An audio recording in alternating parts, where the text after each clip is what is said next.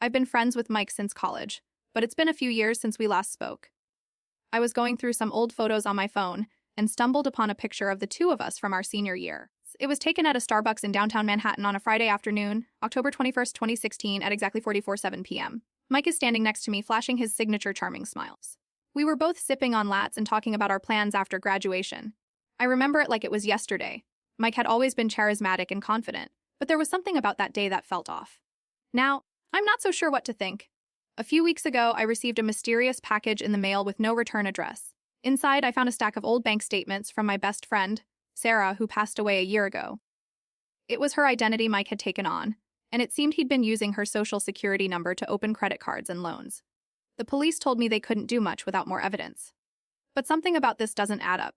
I'm starting to think Mike's story is far from over. As I was sorting through the bank statements, one particular transaction caught my eye.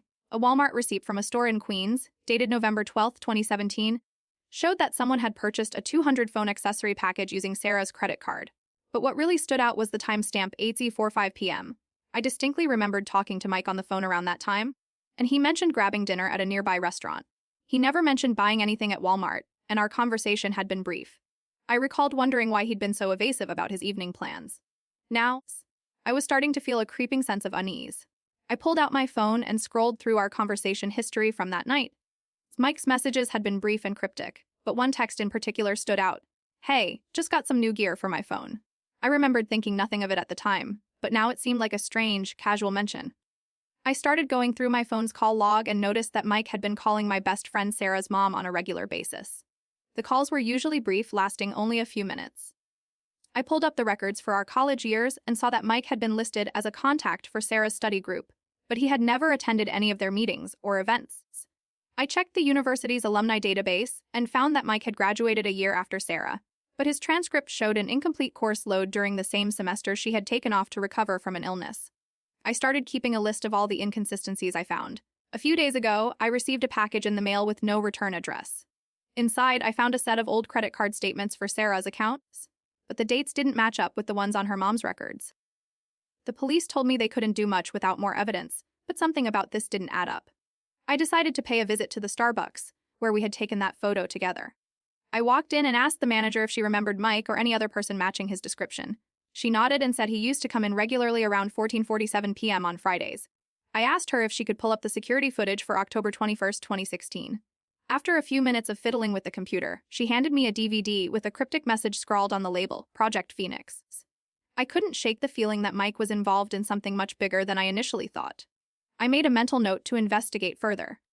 I pulled up the security footage on my laptop, and at 4:47 p.m., Mike's image appeared on screen. But what caught my eye was the woman standing next to him, wearing the same college hoodie I remembered seeing in old photos. It was my best friend Sarah, but her eyes were black as coal and her smile seemed off. As I sat in the Starbucks, sipping my coffee and staring at the security footage on my laptop, I couldn't shake off the feeling that something was off.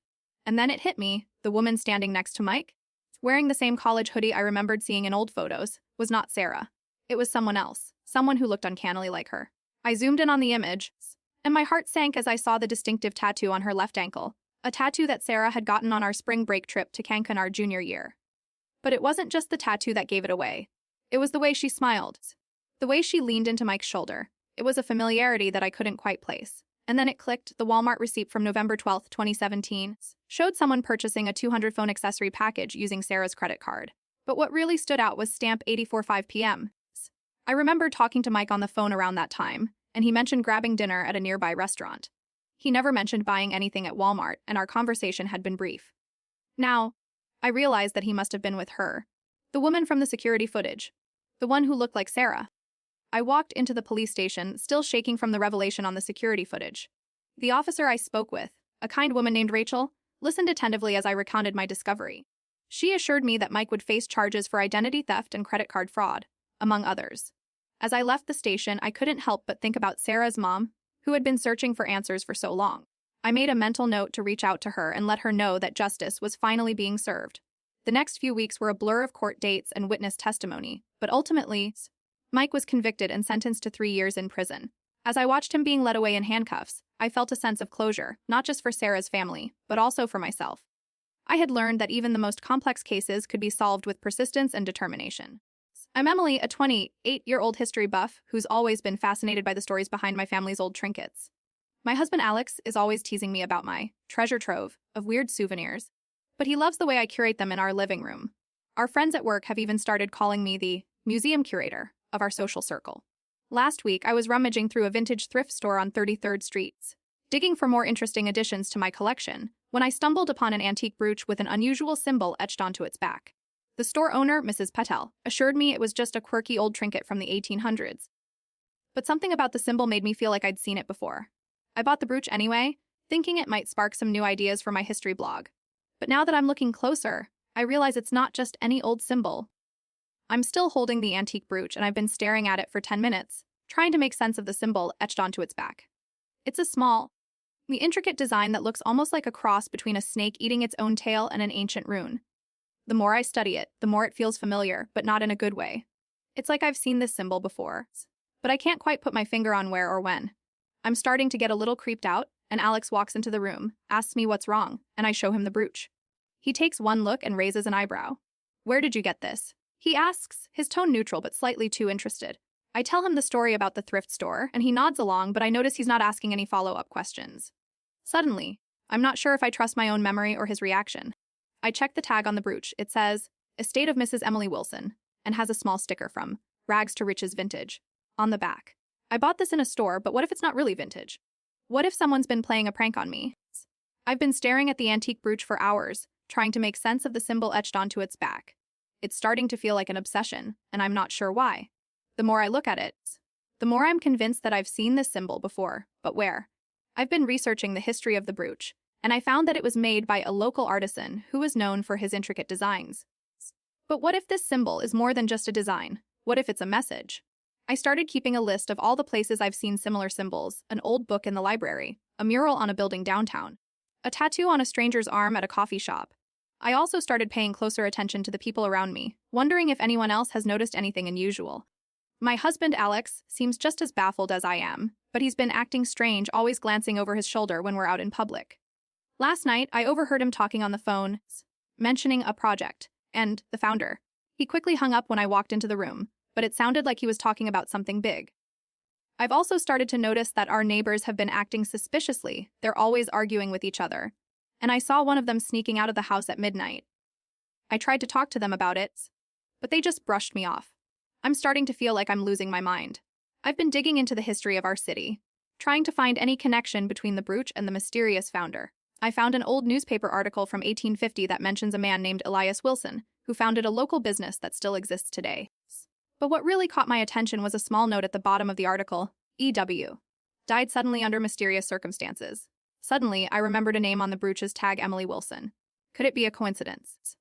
I started to feel a chill run down my spine as I looked around our living room, wondering if we've been living with a dark secret for years. And then I saw it, a small inscription on the bottom of the brooch's back, barely legible. It looked to the Wilsons. I stared at the inscription on the brooch, my heart racing. Then I felt my eyes widen as I realized the connection. Emily Wilson, my own name, was etched into the silver band alongside Elias's, my own ancestor. The symbol on the brooch seemed to sear itself into my mind as I whispered, "What are we, Alex?" But he wasn't there. The symbol on the brooch was a family crest, one that my own ancestors had used as a marker to identify themselves as members of the Wilson family. I stared at the inscription on the brooch in horror as I realized that Elias Wilson, the founder of our city, was my direct ancestor. The mysterious circumstances surrounding his death suddenly made sense. He was murdered by a rival family who had been trying to take over the business. But what really shook me was the discovery that my own name, Emily Wilson, was etched into the silver band alongside Elias's. It wasn't just a coincidence. I was a direct descendant of the founder. The brooch was more than just a trinket, it was a family heirloom, passed down through generations to conceal our true identity. As I looked around our living room, I saw everything in a new light. Alex's behavior made sense now. He was researching the history of our city, trying to uncover the truth about the founder and his descendants. The neighbors' arguments were just a facade. They were actually fighting over control of the business, which was still in operation today. And the antique brooch, with its intricate symbol, was a warning to us, the living heirs of Elias Wilson. We had been living with a dark secret for years, one that our ancestors had tried to keep hidden, but was now staring me straight in the face. The air seemed to thicken as I absorbed the truth, my mind racing with questions and fears. What did it mean to be a part of this family? What secrets had we inherited along with the business? And what did it all have to do with the symbol on the brooch, which now seemed like more than just a design? I stood in our living room, staring at the brooch as I tried to process everything. Alex walked in, and I showed him the inscription on the back. He looked pale, and for a moment, I thought he was going to collapse. "We have to take this to the authorities," he said, his voice barely above a whisper. We spent the rest of the day gathering evidence and talking to our neighbors, who confessed to trying to cover up the truth about the Wilson family's history. The local police department launched an investigation into the business dealings of the company founded by Elias Wilson. I filed for divorce from Alex, citing emotional abuse and manipulation. The Wilsons were charged with conspiracy to commit fraud and perjury, and our neighbors were charged with obstruction of justice and witness tampering. As I looked around our emptying living room, I realized that I had been living in a bubble, oblivious to the secrets my family had kept for generations. I felt a sense of closure, knowing that the truth was finally out, and justice would be served. I took a deep breath, and as I did, I noticed a small garden outside our window, where bees were buzzing around a patch of lavender. 2 weeks later, I'm still trying to process everything that's happened since my last update. Our story got a lot of attention online, with many of you sharing your own experiences with similar family secrets and cover-ups. I wanted to follow up on the investigation into the Wilson family's business dealings. We had our first court date last week, and it was a somber reminder of how long the road to justice can be. The police department has been working tirelessly to untangle the web of deceit that my family was caught in, and I'm proud to see them holding the perpetrators accountable. As for me, I've started taking art classes again, which has been a welcome distraction from the trauma we've faced. Now, as I sit here surrounded by the quiet of our newly emptied home, I'm reminded of the small garden outside our window, where the lavender is still blooming, a symbol of the beauty that can grow even in darkness. I'd been working as a freelance writer for 5 years, but my bank account was still stuck in college mode. My husband, Alex, and I had been living in a cozy one-bedroom apartment in Brooklyn for 2 years, with a view of the Manhattan skyline that we never got tired of. We like to think of ourselves as Brooklyn's most laid-back residents, always up for a spontaneous pizza dinner at Lucali or a Sunday morning stroll along the waterfront. But on a typical Tuesday afternoon in February, I received an email from my long-lost childhood best friend, Rachel, whom I hadn't spoken to since high school. We'd reconnected on Facebook a few months ago, and now she was reaching out with a cryptic message about something that had happened in our family. Something big. She asked if we could talk on the phone that night, but didn't specify what it was about. As I hung up and stared at the clock on my nightstand to Timex Marlin, circa 2018, I couldn't shake off the feeling that this conversation would change everything. I was typing out a response to Rachel when Alex walked into the room, his eyes fixed on me with a mixture of curiosity and concern. I held up the phone, gesturing for him to wait. Little did I know that our quiet Tuesday evening was about to take a dramatic turn. As I was responding to Rachel's email, my phone suddenly beeped with an incoming text from her. The message read, "Meet me at 7 p.m. tonight at the Starbucks on 5th Avenue. Come alone." I felt a shiver run down my spine as I showed the message to Alex, who raised an eyebrow and mouthed, "What's going on?" We'd been having a quiet Tuesday evening, with plans to watch the new episode of The Good Place at 8 p.m. But now, with Rachel's mysterious text, I couldn't shake off the feeling that we were about to get drawn into something much bigger than ourselves. I glanced out the window at the Manhattan skyline, and for the first time in years, the bright lights and bustling streets seemed to be watching me, not just the other way around. As I hung up the phone after talking to Rachel, I couldn't shake off the feeling that something was off. I started pacing around our living room, which we'd decorated with vintage posters and a comfortable sectional sofa from West Elm. My husband, Alex, looked up from his laptop, where he was working on a coding project, and raised an eyebrow. "What's going on?" he asked, setting aside his cup of iced coffee from Starbucks. I hesitated, unsure how much to share. The more I thought about Rachel's email, the more I felt a sense of unease creeping in. I decided to keep her message private for now and instead turned my attention to investigating on my own. I booted up my laptop and started typing out a list of names and dates, trying to piece together what Rachel might be referring to. I added our mutual cousin's name, Emily, who had gone missing 30 years ago, and Rachel's name alongside it. Next to Emily's entry, I scribbled a question mark in the date February 2023, when Rachel first reached out to me.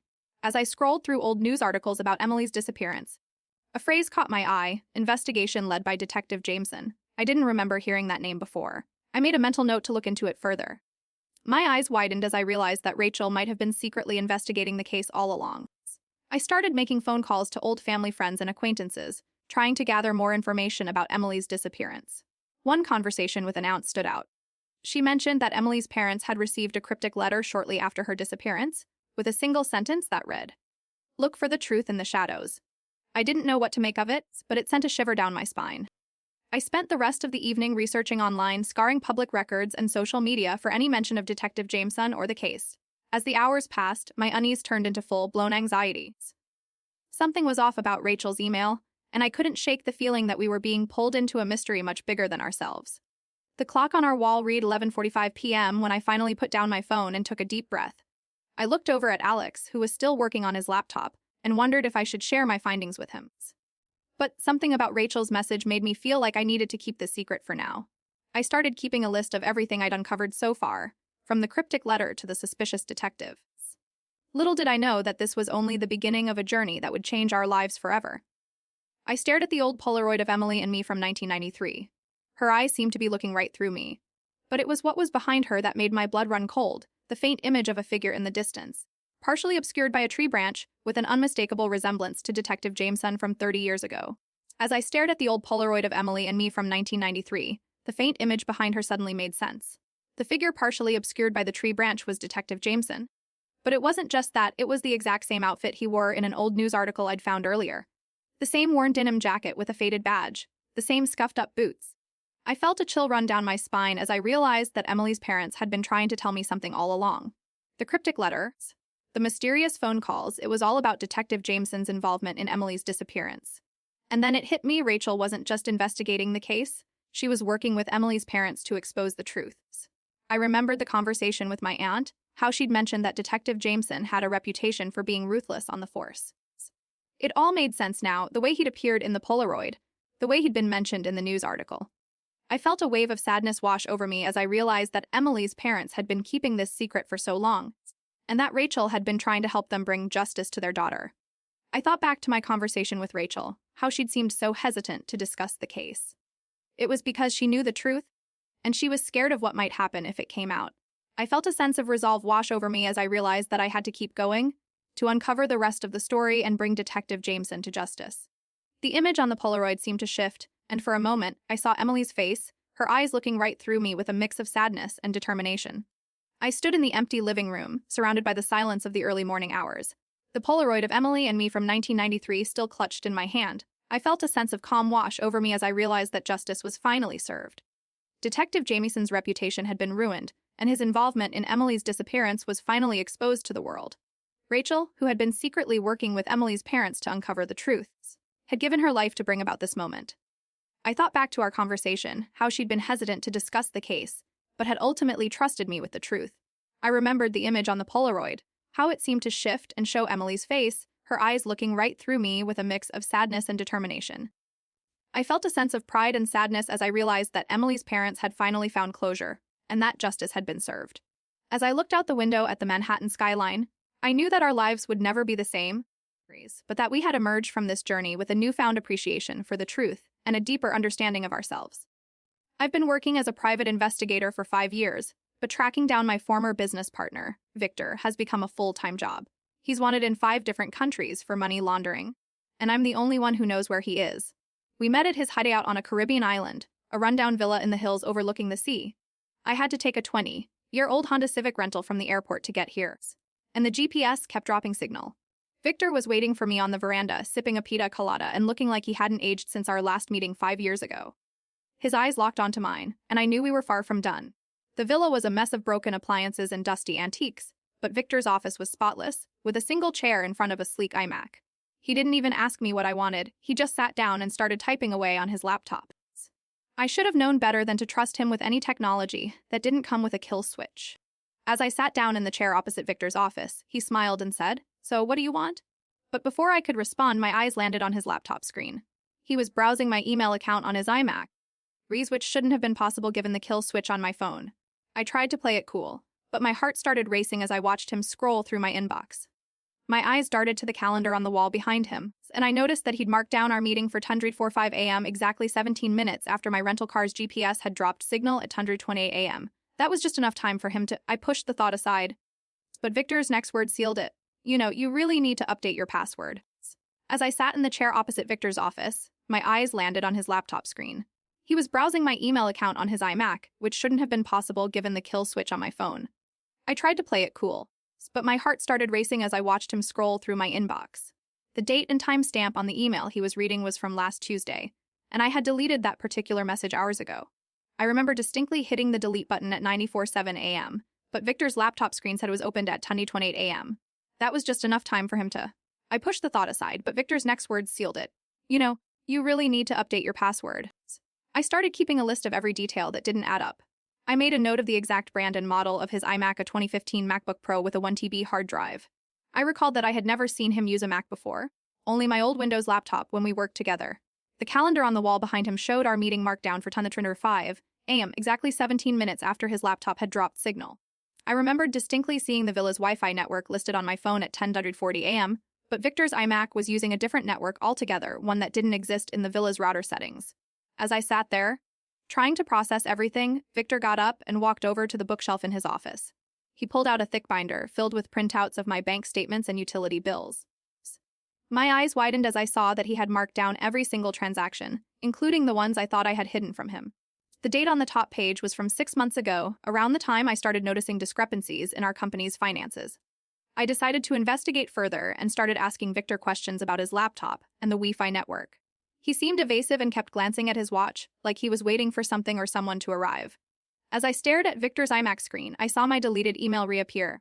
With the timestamp changed to 10:28 a.m., the exact time my rental car's GPS dropped signal. But that wasn't the strangest part. The email was now addressed to someone else, a name I'd never seen before. As I stared at Victor's iMac screen, I saw my deleted email reappear with the timestamp changed to 10:28 a.m., the exact time my rental car's GPS dropped signal. But that wasn't the strangest part. The email was now addressed to someone else, a name I'd never seen before. It was my own name, but it read Alexandra instead of Lex. The email's content still sent a chill down my spine. It was about our company's financial discrepancies and the suspicious transactions that had been going on for months. I remembered distinctly thinking that Victor had been siphoning off funds from our joint accounts, but now it seemed I'd been the one sending him those emails all along. The same date and timestamps on his laptop screen revealed that he'd been using my own email account to cover his tracks. I thought back to the villa's calendar on the wall, where our meeting was marked down for 10:45 a.m., exactly 17 minutes after his laptop had dropped signal.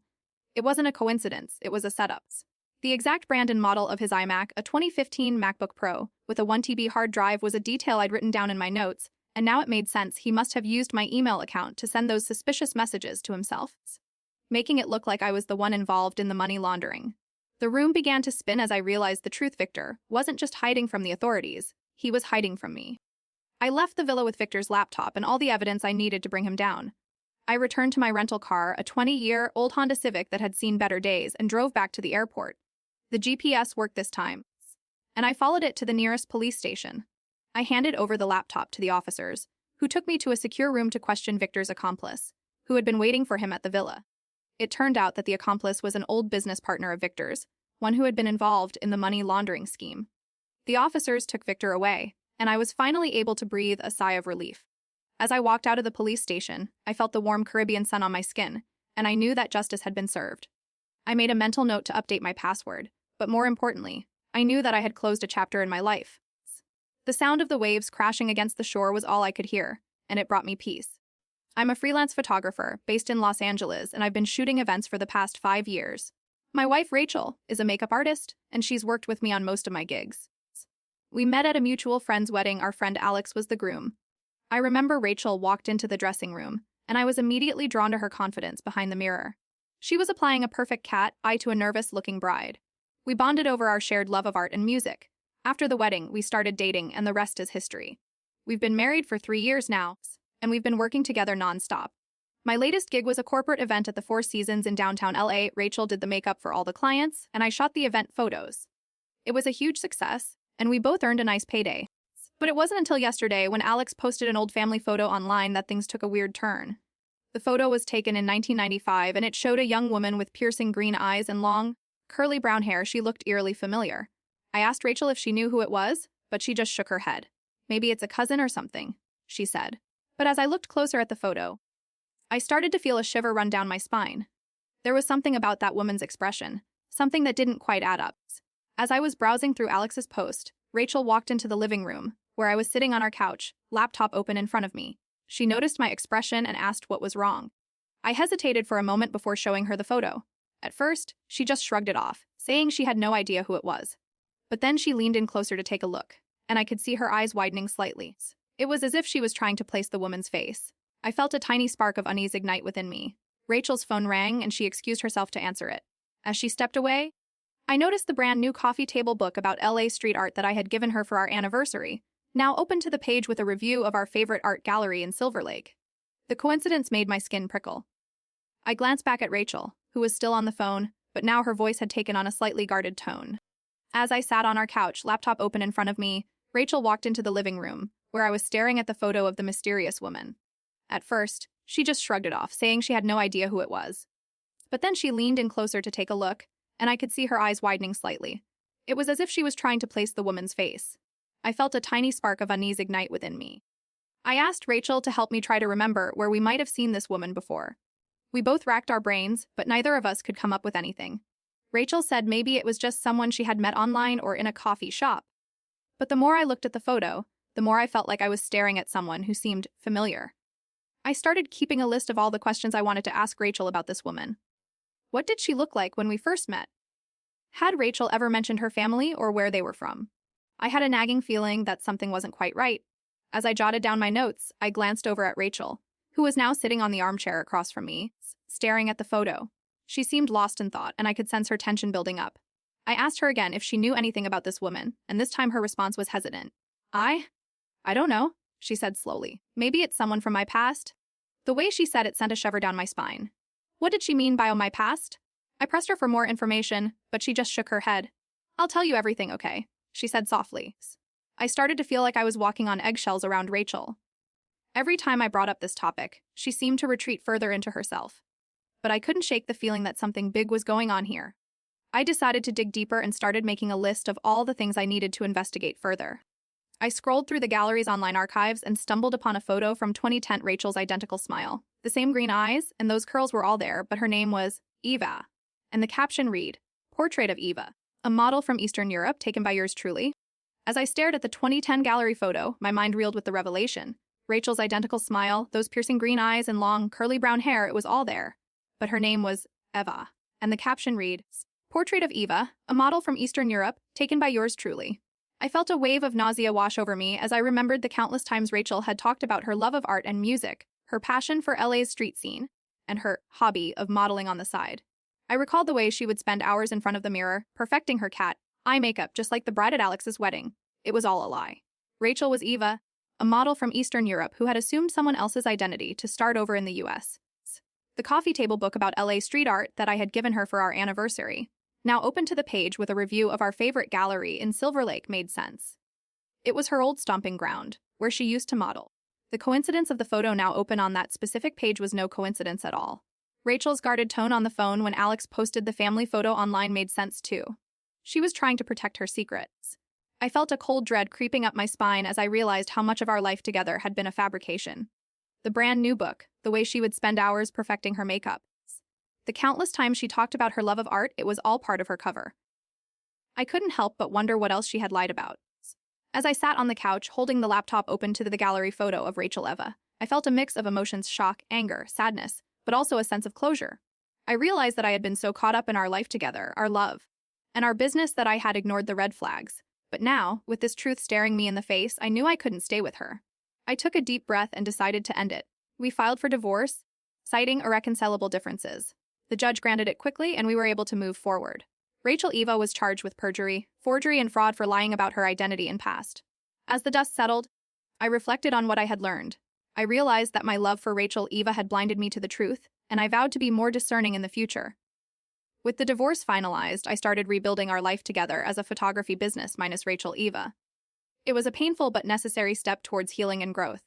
As I looked out the window at the city of Los Angeles, I felt a sense of hope for the new chapter ahead.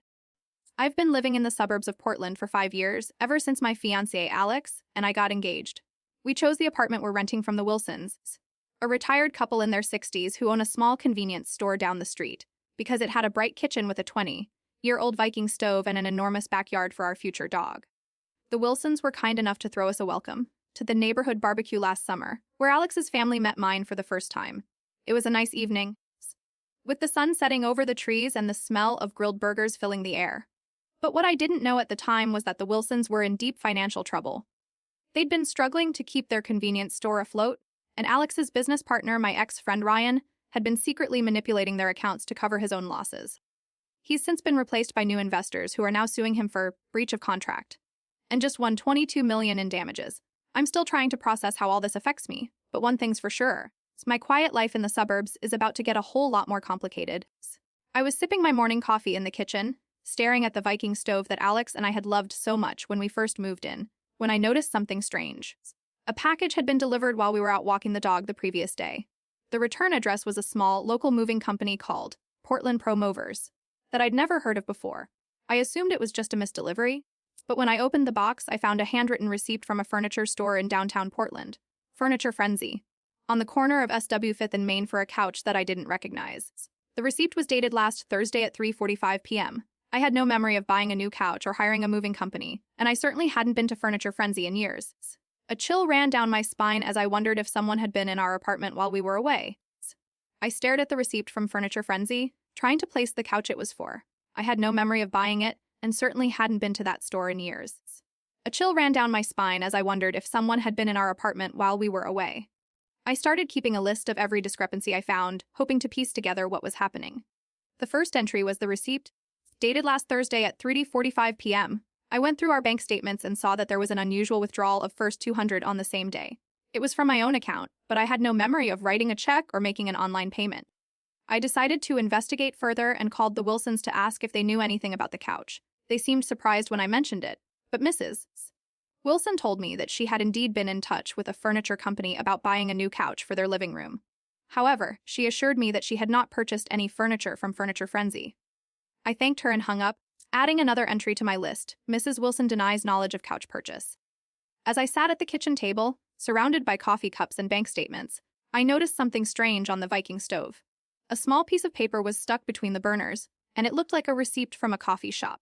So I pulled it out and saw that it was from the Daily Grind, a coffee shop on the corner of SW 4th and Main. The date on the receipt was last Friday at 10:30 a.m., and it said that I had ordered a large coffee with room for cream. I had no memory of going to that coffee shop, and certainly didn't remember buying a coffee. I started to feel a sense of unease as I realized that someone was playing with my life. I decided to pay a visit to Furniture Frenzy and see if anyone there knew anything about the couch. As I arrived at the store, I saw a woman standing outside, eyeing me suspiciously. She introduced herself as Karen, the owner of the store, and asked what I wanted. I showed her the receipt and asked if she knew anything about it. She seemed hesitant, but eventually told me that yes, they did sell a couch to a person matching my description on the same day. However, she assured me that it was just a normal sale and not unusual for the store. I thanked Karen and left the store, feeling more confused than ever. I added another entry to my list.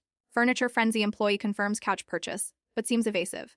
As I walked back to our apartments, I couldn't shake the feeling that someone was watching me. I quickened my pace, glancing over my shoulder. As I rummaged through the kitchen cabinets, I stumbled upon a stack of old bills addressed to me, but with an unfamiliar address. 1435 Sub 19th Avenue, Portland, or 97 Dolly 1. The return address on the envelope was Furniture Frenzy and had a handwritten note in red ink. For my birthday, love, Ryan. As I stared at the receipt from Furniture Frenzy, I realized that I had been living in a lie. The Wilsons, who had welcomed me into their home with kindness and generosity, were not what they seemed. It turned out that they were deeply embroiled in Ryan's scheme to cover his losses by manipulating their accounts. They had been using my address, the one on the receipt, as a front for their own financial dealings. The couch I thought I had bought was just one of many purchases made with my credit card information, which Ryan had obtained when he was still my business partner. I felt a wave of nausea wash over me as I remembered all the times I had been to their convenience store, chatting with them about their lives and my own. It was all a facade. A carefully constructed web of deceit designed to keep me in the dark. The Wilsons had been playing both sides against each other, using me as a pawn in their game of financial manipulation. As I pieced together the truth, I couldn't help but think about the countless times I had seen Ryan's name on the receipts from Furniture Frenzy.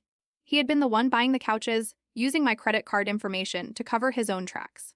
The realization was like a punch to the gut, leaving me breathless and stunned. The handwritten note on the envelope, for my birthday, love, Ryan, made sense now. It was a cruel joke, a twisted attempt to keep me in the dark about what was really going on. I felt a mix of emotions: anger, sadness, but also a sense of relief that the truth was finally out. The Wilsons' kindness had been a ruse all along, designed to keep me from uncovering their scheme. I stood in the Wilsons' empty living room, surrounded by the familiar sights of our neighborhood. The police had finally caught up with Ryan and arrested him for breach of contract and identity theft. He was facing civil charges for using my credit card information to cover his own losses. The Wilsons had been charged with complicity and were cooperating with the investigation. As I processed the aftermath, I thought back to all the times I'd seen them at the convenience store, smiling and chatting with me like they were genuinely concerned about my life. It was a cruel facade, designed to keep me in the dark about what was really going on. But now that the truth was out, I felt a sense of relief wash over me. I had been living in a lie, but I was finally free from it. As I walked back to our apartment, I noticed the familiar bright kitchen with the 20-year-old Viking stove that Alex and I had loved so much. It was a reminder that even in the midst of chaos, there were still things that brought me joy. And as I poured myself a cup of coffee, I felt a sense of peace settle over me, like the fog finally lifting from the neighborhood. 2 weeks later, I've been overwhelmed by the response to this post. Many of you have reached out with similar stories of betrayal and manipulation, and I'm so grateful for your solidarity. As I navigate this new chapter in my life, I wanted to follow up on a few developments. The police investigation is ongoing, and Ryan's lawyer has filed an appeal against the civil charges. I've also received word that the Wilsons have sold their convenience store and are relocating out of state. On a more personal note, I've decided to take some time off from work to focus on myself and rebuild my finances. As I sit here in our quiet apartment, surrounded by familiar comforts, I'm starting to feel a sense of normalcy returning, like the fog slowly lifting from the neighborhood, revealing a world that's still imperfect, but mine to reclaim. I've been living in a cozy 2-bedroom apartment in the Oakwood complex since last spring, just a 20-minute drive from my husband's favorite coffee shop, The Daily Grind. My husband, Alex, and I have been planning our wedding for over a year, and everything seemed perfect until the video arrived yesterday evening. It was addressed to me with no return address, but the email notification said it came from a server in Eastern Europe. I opened it on my MacBook Pro, a 2018 model that Alex helped me pick out, at 9:04 p.m. while he was making dinner in our kitchen. As I watched the shaky footage, I felt a cold sweat trickle down my spine, and not just because of the grainy image quality. My husband's estranged father, Victor, has been deceased for over 10 years, or so we thought. The video showed him sitting in a hospital bed with a wispy gray beard and sunken eyes that looked eerily like Alex's. He spoke in a low, gravelly voice, saying something that made my blood run cold. "You don't know me at all? Do you?" I've been trying to make sense of the video ever since, but my mind keeps going back to the cryptic message at the end. Ask Alex about his childhood. I couldn't shake off the feeling that something was off, so I decided to take a closer look at Alex's past. As I scrolled through our shared Google Drive, I noticed a discrepancy in his digital calendar. A family dinner with his parents had been listed for the week of his 12th birthday, but when I searched for more details, there were no matching entries from his parents' calendar on Google Calendar, which they shared. The only mention of it was an old receipt from Olive Garden that Alex kept on his nightstand, dated March 17, 2002. His mother, Rachel, had always been a loyal customer at Olive Garden in our neighborhood, and the server's name on the receipt matched one of her favorites, Samantha, table 14. I've been replaying the video from Victor's deathbed in my mind nonstop, trying to make sense of it all. The grainy image quality and his sunken eyes kept staring at me like a ghostly warning sign. I couldn't shake off the feeling that something was off, so I decided to take a closer look at Alex's past. I started by examining our shared Google Drive, but there were no obvious signs of manipulation or hidden folders. However, I did notice a discrepancy in his digital calendar. A family dinner with his parents had been listed for the week of his 12th birthday, but when I searched for more details, there were no matching entries from his parents' calendar on Google Calendar, which they shared. I remembered an old receipt from Olive Garden that Alex kept on his nightstand, dated March 17, 2002. His mother, Rachel, had always been a loyal customer at Olive Garden in our neighborhood, and the server's name on the receipt matched one of her favorites, Samantha, table 14. I recalled asking Alex about his favorite childhood memories, and he mentioned his parents taking him to Olive Garden for his birthday. But when I asked him about the specific receipt, he seemed hesitant, almost nervous. I started keeping a list of all the things that didn't add up: the digital calendar discrepancy, the receipt, Victor's video message. I began to investigate further, scouring the internet for any information on Alex's childhood. I stumbled upon an old online forum where someone had posted about a family tragedy involving Victor and his son. According to the post, Victor had a history of manipulation and control. I felt a shiver run down my spine as I realized that this was more than just a simple family drama. I started to wonder if Alex's entire relationship with me was a ruse, a carefully crafted plan to get close to me. I decided to take a trip down memory lane, re-examining every moment we've shared together. I remembered how he always seemed so interested in my work, asking me questions about my projects and offering unsolicited advice. As I sat in our living room, Alex's favorite baseball cap hanging innocently on the back of the couch, I noticed his phone was plugged into the charger on the coffee table with the screen unlocked and open to a photo of him as a toddler, arm around his father, Victor. As I looked at the photo of Alex as a toddler with his father, Victor, something about the expression on Victor's face caught my attention. It was a mixture of pride and warning. A warning that seemed to say, "You're gonna need this someday." I felt a shiver run down my spine as I realized the significance of the photo. The same phrase, "Ask Alex about his childhood," from Victor's video message kept echoing in my mind. Suddenly, it wasn't just a cryptic message, it was a reference to a specific event that had happened long before I met Alex. The discrepancy in his digital calendar, the receipt from Olive Garden, and the photo on his phone all fell into place. It was then that I remembered a conversation we had about his favorite childhood memories. He had mentioned a summer trip to Eastern Europe with his parents, but I couldn't find any records of such a trip online. It wasn't until I stumbled upon an old social media post from a friend of a friend that I found the truth. The post was about a family tragedy involving Victor and his son. According to the post, Victor had a history of manipulation and control. He would often use guilt and emotional manipulation to get what he wanted from people. I felt a cold sweat trickle down my spine as I realized that Alex's entire relationship with me might have been a ruse. I sat in our living room, trying to process the truth about Alex's relationship with his father. The photo on his phone, the receipt from Olive Garden, and the discrepancy in his digital calendar all pointed to a sinister manipulation. I felt a mix of emotions: anger, sadness, and a sense of betrayal. But as I looked at the photo again, I saw something else, a glimmer of hope. I realized that Alex's entire relationship with me might have been a ruse, but it was also a chance for him to break free from his father's control. I decided to take a calm and rational approach, gathering evidence and consulting with a lawyer. We filed for divorce, citing emotional manipulation and coercion as grounds. The court granted us a restraining order, and Alex's father was forced to leave us alone. As I looked around our empty apartment, I felt a sense of peace wash over me. I knew that I had made the right decision, and that I would come out stronger on the other side. I took a deep breath, closed my laptop, and began to pack up our belongings, ready to start a new chapter in my life. I'm still trying to process the irony of it all. The woman who bullied me out of our college sorority has now been kicked out herself, accused of multiple instances of plagiarism for her honors thesis. I was relieved when I heard the news, but also a little guilty for feeling that way. After all, we were both young and trying to navigate the cutthroat world of academia. But as I looked back on our time at Delta Gamma, I couldn't help but remember the countless sleepless nights and anxious moments I spent wondering what she would say or do next. My husband, Alex, would often tell me to focus on my own work and not let her negativity bring me down. He'd remind me that I had my own strengths and talents, and that I didn't need to prove myself to anyone else. And in the end, that's what I did. I focused on my studies and graduated with honors. I even landed a job at a top marketing firm before she did. Now, as I scroll through social media, I see her posting about her plagiarism scandal and how it's all a witch hunt. But I know the truths, and I'm just waiting for the other shoe to drop. Or should I say, the other grade to be docked. I was scrolling through social media on a Wednesday afternoon, sipping a Starbucks iced coffee, when I saw her post about the plagiarism scandal. She claimed it was all a witch hunt, and that she was being unfairly targeted. At first, I thought nothing of it, just another one of her dramatic rants.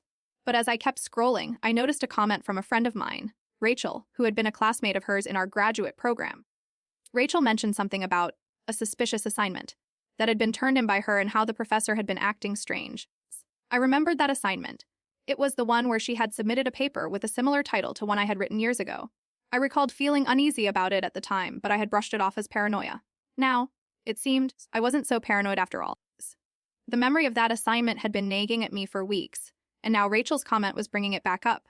I started to feel a knot in my stomach as I realized that this might be more than just a coincidence. I started keeping a list of everything she posted on social media, trying to piece together the events surrounding her plagiarism scandal. The first thing that caught my attention was a post from her about how she was working tirelessly to clear her name. She claimed that the university was unfairly targeting her and that she had proof of her innocence. I remembered a conversation I had with Rachel, a friend of mine from graduate school, where she mentioned something about a suspicious assignment that had been turned in by her. The title of the paper seemed eerily familiar, and I recalled writing a similar paper years ago. I had brushed it off as paranoia at the time, but now it seemed like more than just a coincidence. I started to feel a knot in my stomach as I realized that this might be more than just a coincidence. I went back to her social media posts and noticed that she had posted a picture of herself with a prominent professor from our university. The caption read, "Working together to get to the truth." I remembered that professor being one of the judges for our thesis projects, and I wondered if he had been involved in her plagiarism. I decided to dig deeper and started looking up academic integrity policies at our university. I discovered that there had been a series of plagiarism cases involving graduate students from our programs, all of whom had been working with the same professor. I started to suspect that there might be a larger scheme at play. I started keeping a notebook with all the details I had gathered so far, including dates, times, and names. I also made a note to speak with Rachel again and ask her more questions about the suspicious assignment. As I continued to scroll through her social media posts, I noticed that she had posted a picture of herself with a best sorority sister award from our college days. The caption read, "Memories from my Delta Gamma days." I remembered that she had been the president of the sorority during our time at college, and I wondered if she had been involved in any other shady dealings back then. As I scrolled through her social media feed, I noticed a photo of her with a familiar face, Rachel's brother, Alex's business partner. But it was the caption that made my heart skip a beat, proof of our innocence. Suddenly, the plagiarism scandal didn't feel so random anymore. As I continued to scroll through her social media feed, I noticed that she had posted a picture herself with Rachel's brother, Alex's business partner. At first, I thought nothing of it, but then I saw the caption, proof of our innocence. Suddenly, the plagiarism scandal didn't feel so random anymore. I remembered the suspicious assignment that Rachel had mentioned earlier, and how its title was eerily similar to one I had written years ago. But what really caught my attention was the professor's involvement. I had discovered a series of plagiarism cases involving graduate students from our program, all of whom had been working with the same professor. It turned out that he was not only her thesis advisor but also a close friend of the sorority. He had been using his position to influence the outcome of our thesis projects and help his friends get ahead. The witch hunt she had spoken about was just a smokescreen for their own academic dishonesty. I felt a wave of disgust wash over me as I realized that they had been playing me all along. The memories of her bullying and manipulation came flooding back, and I couldn't help but wonder how many others had fallen victim to their schemes. The photo on her social media feed was not just proof of their innocence, it was a confirmation of my own suspicions. I felt a mix of emotions, anger, sadness, but also a sense of closure. The truth finally out, I could begin to heal and move on from the trauma of our college days. I walked into the university's office building, my heart still racing from the revelation of her academic dishonesty. The professor who had helped her was nowhere to be found, but the vice-chancellor was waiting for me with a somber expression. "We've been investigating allegations of plagiarism for months," she said. "It appears your ex-sorority sister's work was heavily influenced by yours." I nodded, still trying to process the irony. The university took action, stripping her of her degree and imposing severe penalties on her academic advisor. I decided to focus on my own career, which was thriving despite the setback. My husband Alex was proud of me for staying strong, and I finally felt closure on the traumatic chapter of our college days. As I look back on it all, I realized that I had been a victim of gaslighting, but I refused to let it define me. I took a deep breath, feeling a sense of peace wash over me as I started my new job at a prestigious marketing firm. I've been married to my husband Alex for 5 years, and we've been trying to have a baby for what feels like an eternity. We just celebrated our 5-year anniversary on a sunny Saturday afternoon at the Cheesecake Factory, where Alex had surprised me with a slice of strawberry cheesecake for dessert.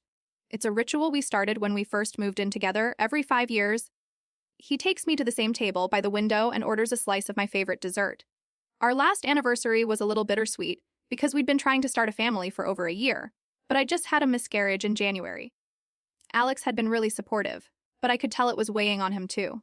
He'd been mentioning a new baby on the way more and more often in conversation, even though we both knew the odds weren't in our favor. Last Wednesday, I decided to take matters into my own hands and started browsing online for fertility clinics in our area. Alex works as an accountant at Smith & Co. downtown, so I know he's always busy, but I hoped he'd be on board with me taking the next step. I sent him a text while he was driving home from work. "Hey, can we talk about our family plans?" I should have kept it short.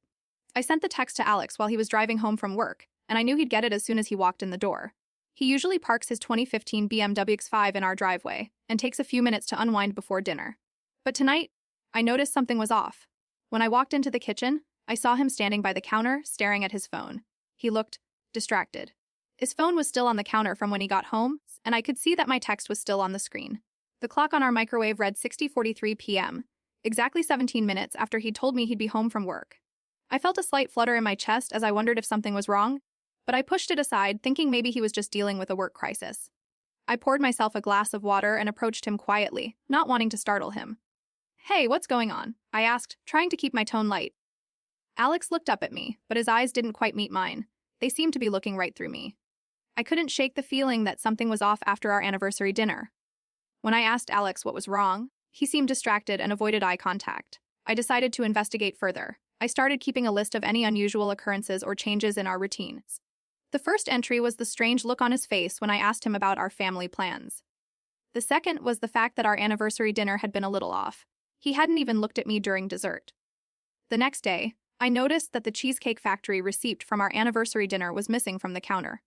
When I asked Alex if he had seen it, he claimed he must have thrown it away in his haste to leave. But when I dug through the trash, there was no sign of it. I added this to my list. I also started paying closer attention to Alex's phone behavior. He usually kept his phone on silent mode at home, but now it was blasting music or taking calls every time I walked into the room. When I asked him if everything was okay, he said he was just getting a lot of work calls. On Wednesday, I went to the Cheesecake Factory for lunch and overheard a server mentioning Alex's name in conversation with a group of people at the bar. They were talking about a deals meeting and how Alex had been a key player in negotiating a major client. But when I asked Alex about it later, he seemed evasive and said he must have been misremembering. I also started to notice that our house was being cleaned with an unusual frequency. The maid service we hired would usually come once a week, but now they were coming twice a week without explanation.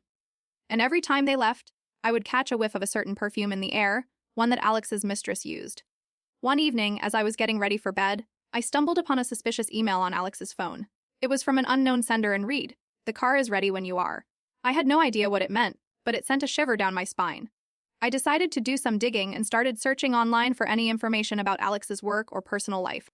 As I scrolled through his social media profiles, I noticed that he had recently become friends with a woman named Sarah on Facebook.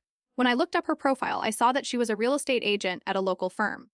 And then it hit me, the phrase, "The car is ready when you are," was eerily similar to something I'd heard Alex say before. I'm buying a new car, just like my favorite model. But this was more than a coincidence. I pulled into the dealership's lot, and there she was, Alex's mistress, standing next to our brand new 2015 BMW X5, smiling at me like I was a stranger. The salesman was congratulating her on picking out a great model. As I stood there staring at Alex's mistress standing next to our brand new 2015 BMW X5, I felt a wave of nausea wash over me. The salesman's words echoed in my mind, picking out a great model. I remembered the look on Alex's face when he said he was buying a new car, just like his favorite model. He had been so excited. But now it made sense. He was giving her a gift. The BMW that had been quietly humming through our driveway for days was not for us, but for his mistress. I recalled the suspicious email on Alex's phone. "The car is ready when you are." It wasn't a work message or a sales pitch. It was an instruction from her to Alex about the car. I thought back to all the times I had seen him with his phone on silent mode at home, blasting music or taking calls. It wasn't work-related, it was her calling him. The perfume I had smelled in our house for weeks, it wasn't a coincidence. She would visit him and leave it behind, as if leaving a signature. The maid service coming twice a week wasn't to clean our house, it was to accommodate her visits. As I looked at Alex's mistress standing by the BMW, I realized that our anniversary dinner had been a setup, a way for them to spend time together without arousing suspicion. I filled out the police report, detailing everything I had discovered about Alex's affair and the BMW he had bought for his mistress. The officer who took my statement nodded sympathetically and promised to look into it. A few days later, I received a call from the detective who had been assigned to my case. He told me that they had tracked down Alex's mistress and found evidence of their scheme to embezzle funds from Smith & Co., where Alex worked. They arrested her on charges of forgery and theft, and she was now cooperating with the authorities to bring down Alex as well. I decided not to press charges against Alex, knowing that he would likely get off lightly due to his connections at work. Instead, I filed for divorce, citing irreconcilable differences. As I walked out of the courthouse, I felt a sense of relief wash over me. I realized that I had been living in a state of suspended animation, waiting for Alex to come back to me. Now, I was free to move on and start anew. I took a deep breath, feeling the sun on my face as I walked the bright future ahead. It's been 2 weeks since I shared my story with you all, and I'm still in shock by the number of comments and messages I've received. The police have indeed made an arrest in the case, and Alex's mistress is cooperating fully with the authorities. I recently received a call from the detective, who told me that they found evidence of a pattern of embezzlement by Alex's mistress and several others at Smith & Co. It looks like it's going to be a long and messy court battle, but I'm glad to see justice being served. In more personal news, I've started taking driving lessons again and have even bought a new car, which is helping me get out of the house more and meet new people. As for Alex, I've chosen not to press charges against him, knowing that he would likely get off lightly due to his connections at work. Instead, I've filed for divorce and am slowly rebuilding my life. It's funny how quickly one can adapt to a new reality. It's like I'm learning to walk again, slowly finding my footing in this new chapter of my life. I'm Emily, a 32-year-old archivist living in a small studio apartment above my parents' garage in suburban Virginia. My mom, Carol, still makes me lunch on Fridays, and my dad, John, helps me troubleshoot my old Odor 6 Honda Civic when it breaks down again. We've had this place since I was a teenager, and I love the smell of fresh, cut grass from the neighbor's lawn every spring. Last Saturday, while cleaning out the attic, I stumbled upon an old, unmarked trunk with a rusted lock. I tried to pick it open, but it wouldn't budge. Instead, I brought it downstairs and showed it to my parents over dinner. They exchanged a strange look, but didn't say anything. My mom just refilled my glass of iced tea and whispered, "Let it alone, Emily." I brushed it off as them being silly, but now I'm not so sure. The trunk has been sitting in my living room ever since, collecting dust. So I've tried to avoid looking at it, but my curiosity keeps getting the better of me. I should have kept locking the front door when I went out last night. As I sipped my morning coffee, I noticed something odd about the journal I'd found in the attic. The cover had a faint sticker from a now defunct bookstore in Alexandria that I remembered visiting with my dad during spring break when I was 16. The sticker was from 2001, and I recalled being disappointed that they didn't have any of the new Harry Potter book yet.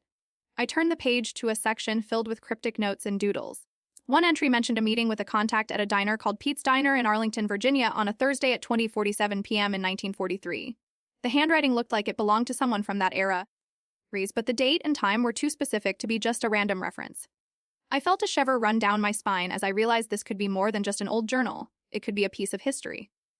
I made a mental note to look up Pete's Diner online later, but first, I needed to make myself some breakfast. The kitchen was quiet, except for the sound of the coffee maker beeping and the clock ticking away on the wall. It was 8:45 a.m. on a typical Tuesday morning, but now everything seemed out of place. As I sipped my morning coffee, I noticed something odd about the journal I'd found in the attic. The cover had a faint sticker from a now defunct bookstore in Alexandria that I remembered visiting with my dad during spring break when I was 16.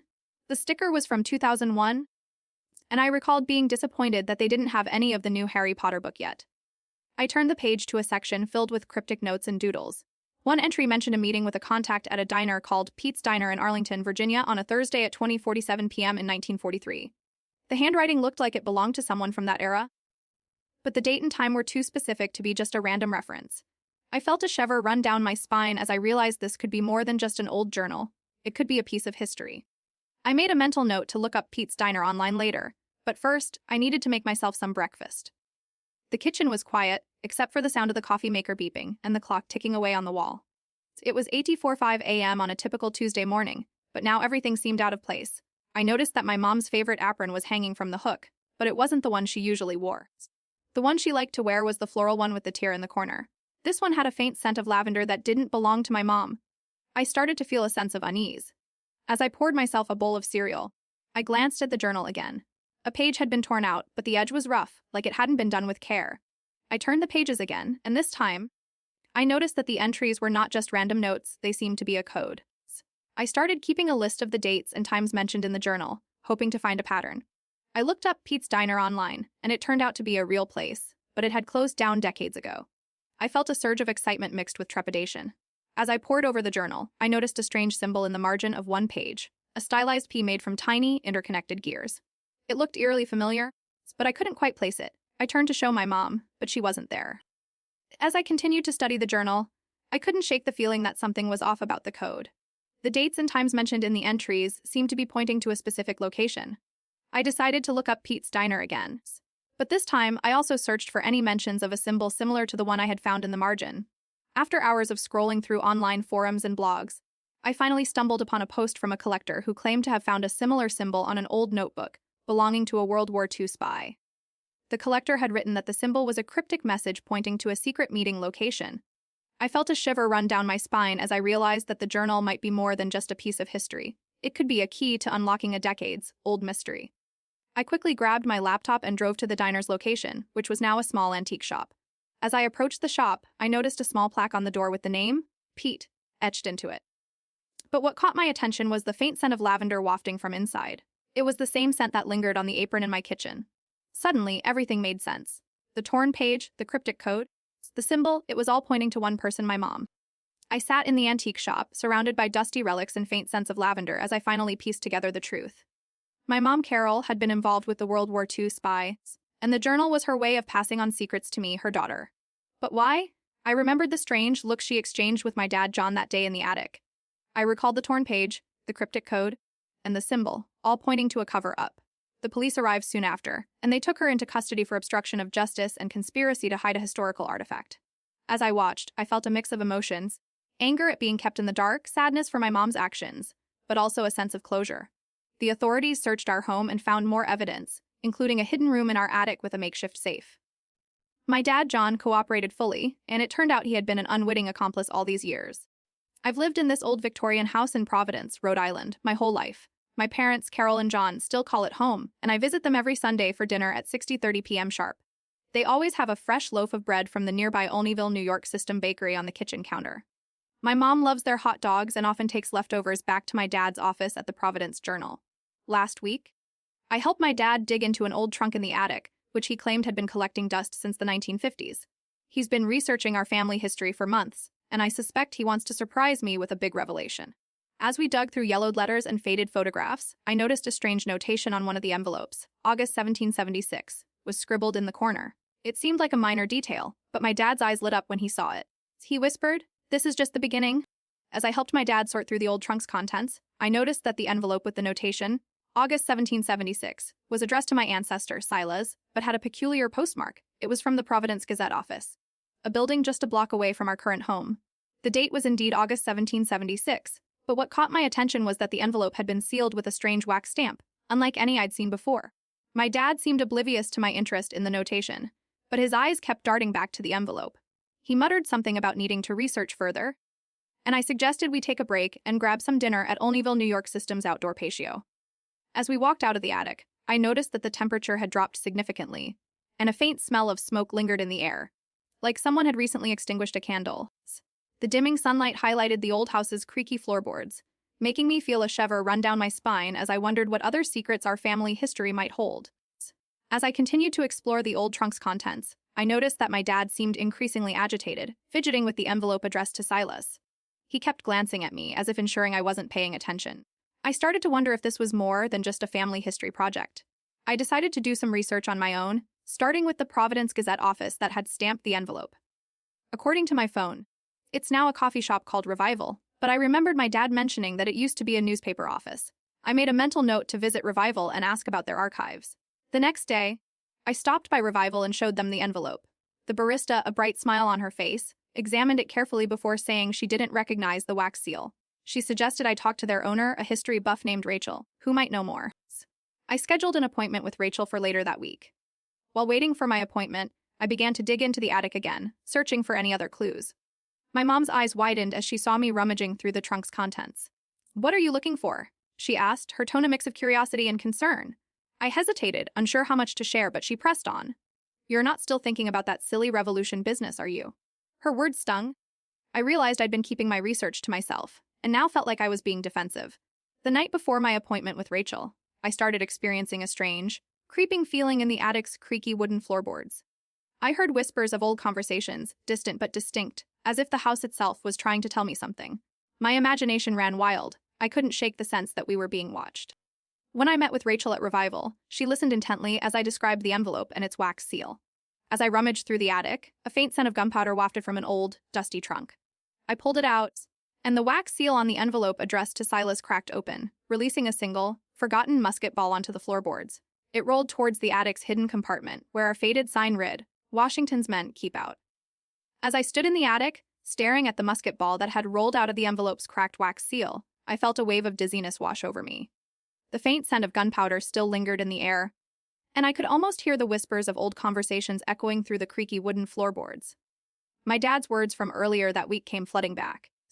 This is just the beginning.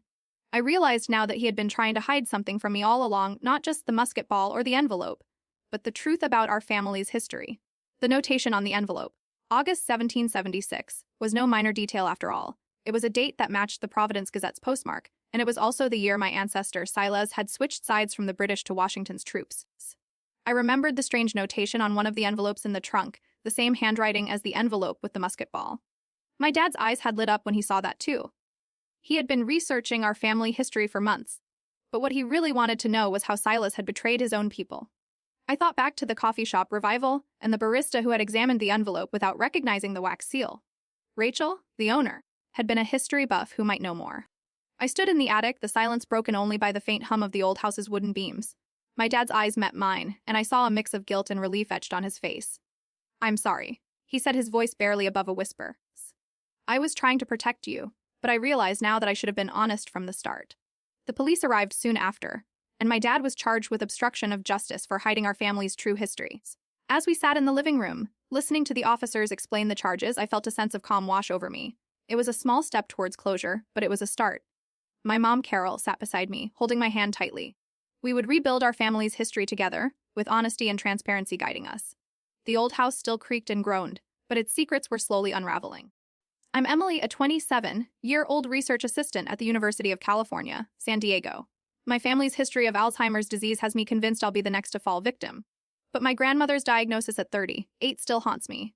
She passed away in 2015, but not before her memory loss accelerated to a point where she couldn't recognize my mom or remember our family's favorite dinner recipes. Our symptoms are caused by a rare genetic mutation linked to government experimentation in the 1970s. I've been trying to learn more about it, visiting the local genealogy library every week to dig into our family tree. Last Tuesday, I stopped by the nearby IKEA on my lunch break and grabbed a tray of their meatballs for $3.99. It was a typical Tuesday with the usual hum of the espresso machine and chatter of families picking out furniture. As I was walking back to my car, a woman approached me and asked if I'd seen a book on genetics that might have been left behind. She introduced herself as Dr. Petal, a retired geneticist who worked at the Salk Institute in La Jolla back in the 1980s. We exchanged numbers, and she mentioned she might be able to help me understand more about my family's condition. I've been putting off reaching out to her, but I feel a sense of trepidation every time I open my email inbox, like something is waiting for me just beneath the surface. I was browsing through my grandmother's old recipe book when I stumbled upon a handwritten note on a page that wasn't even related to cooking. It was a phone number and an address on Claremont Drive, near the Target store. The handwriting looked eerily similar to mine, but I knew I had never written it. My grandmother passed away in 2015, so how did this end up in her book? I felt a shiver run down my spine as I read the date scribbled on the edge of the page, October 12, 1992, exactly 10 years before I was born. I quickly grabbed my phone and Googled the address. It matched a small office building near the La Jolla Cove, where a now-defunct research facility used to be located. The more I thought about it, the more I felt like I was missing a piece of my own history. I made a mental note to look into it further, but as I closed the book, I noticed something strange, a small, almost imperceptible symbol etched into the corner of the page. It looked like a faint P with a dot above it, the same logo on the notebooks Dr. Petal had given me at our last meeting. I returned to the genealogy library on Wednesday, determined to dig deeper into our family's history. I spent hours poring over old records and newspaper clippings, but everything seemed to point back to the same government experiment in the 1970s. I made a mental note to visit the San Diego archives and see if I could find any more information about the facility. As I was leaving the library, I noticed a small notebook on a nearby table with a familiar symbol etched into the cover, the same P with a dot above it that I had seen in my grandmother's recipe book. I picked it up, feeling a shiver run down my spine. The notebook was filled with handwritten notes and diagrams, but they didn't seem to make sense to me. I started to flip through the pages, and that's when I saw it, a name, Emily Wilson. Not my name, but my grandmother's maiden name. And next to it was a date, October 12, 1992. The same date scribbled on the edge of the page in my grandmother's recipe book. I decided to visit Dr. Petal at her office, hoping she could shed some light on the notebook and the mysterious connections between my family and the government experiment. When I arrived, I found her sitting at her desk, surrounded by stacks of books and papers. She looked up at me with a concerned expression, but said nothing as I handed her the notebook. After a few minutes of flipping through the pages, she looked up at me and said, "Where did you get this?" I explained how I found it at the library, and she listened intently. When I finished, she leaned forward and said, "I think I know what's going on here." She pulled out a small stack of papers from her desk drawer and began to read from them. The names and dates seemed to match the ones in the notebook. But there was something more, a list of people who had been affected by the government experiment. And my grandmother's name was at the top of the list. I stared at the notebook in Dr. Petal's hands, and my mind reeled as I watched her flip through its pages. Every entry matched my grandmother's handwriting. Every date confirmed the connection to the government experiment. But it was the last page that made my blood run cold, a single sentence, scribbled in red ink, with my name at the bottom. Project Echo has been activated. As I stared at Dr. Petal, her eyes locked onto mine with a mix of sorrow and confirmation. The notebook in her hand seemed to be the key to unlocking my family's dark past. She took a deep breath before speaking, her voice barely above a whisper. The project code named Echo was a government experiment to study the effects of genetic mutation on human subjects. My research team had been recruited to assist with the project in the 1970s. We were tasked with identifying and tracking individuals with the specific genetic marker associated with your family's condition. She paused, her gaze drifting to the notebook. Your grandmother, my colleague, was one of our earliest test subjects. The date on that page, October 12, 1992. That's when she was brought back into the study as a control subject. We were trying to understand how the mutation affected the second generation. I felt a chill run down my spine as I realized the true horror of what had been done to my family. The notebook, the research facility, it all made sense now. Dr. Patel continued, her voice heavy with guilt. We had promised our subjects confidentiality and anonymity, but sometimes the needs of science outweighed those promises. She looked at me, her eyes brimming with tears. I'm so sorry, Emily. Your family has been living with this secret for decades. The symbol on the notebook cover, the handwriting that matched mine, it all made sense now. I thought back to the countless hours I'd spent researching my family's history, searching for answers. I had stumbled upon a piece of our dark past, and it had led me to this moment. The world around me seemed to distort, like the pieces of a puzzle finally falling into place. I knew that I would never look at my family or myself in the same way again. I walked out of Dr. Patel's office, the weight of my family's dark past finally lifting off my shoulders. I knew I had to take action, but I also knew that I couldn't do it alone. I contacted the San Diego District Attorney's Office and reported the government experiment and my grandmother's involvement in it. After a thorough investigation, they charged Dr. Patel with conspiracy to commit human experimentation, as well as violating the rights of research subjects. The DA's office told me that they would also be looking into other possible victims of the experiment. I felt a sense of relief wash over me as I thought about the truth finally coming to light. I decided to continue my research and use my knowledge to help others who may have been affected by the government's actions. As I walked back to my car, I noticed a small flower shop across the street from Dr. Patel's office. I went in and bought a bouquet of sunflowers, remembering how my grandmother used to love them. The smell of fresh flowers filled the air as I left the shop, and I felt a sense of hope for the future.